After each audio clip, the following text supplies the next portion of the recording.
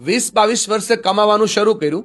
જે કમાતા હતા ને એમાંથી થોડી પોલિસી લીધી, થોડા પ્રીમિયમ ભર્યા, અને 15 વર્ષે જ્યારે 40 વર્ષના થયા, 35 વર્ષના થયા, ત્યારે ખબર પડી કે આ પ્રીમિયમ તો કઈ કામના જ નથી.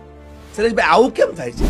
આનો તો બહુ સીધો જવાબ આવશે સાહેબ. હું તમને ટૂંકી ભાષામાં કહું, તમારી પાસે હું આવું છું કે મનીષભાઈ, આ 50,000ની પોલિસી છે, 1 લાખ રૂપિયાની પોલિસી છે, તમે પ્રીમિયમ ભરી દો, 5 વર્ષ ભરો, 5 વર્ષ તમારે ભરવાના નથી, 7 વર્ષ 10 વર્ષ જે કઈ તમે એમ કહેશો કે નહીં, આ તો હું કહું અરે બચત જરૂરી છે, સેવિંગ જરૂરી છે.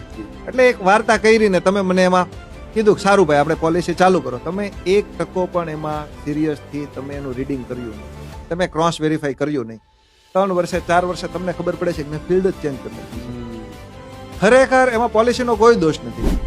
ખરેખર તમે ક્યાંથી પોલિસી લીધી છે, તમારા એજન્ટ કેટલા શ્યોર છે, એની પાસે કેટલું નોલેજ છે, કેટલા અવેરનેસ છે, જે ઓથોરાઇઝ છે એમની પાસેથી લ્યો ને. તમે ગમે ત્યાંથી ગમે તે વસ્તુ તો લઈ જ લેશો. આજે તો સિમ્પલ એટલો ફેર છે બ્રાન્ડ અને અનબ્રાન્ડમાં.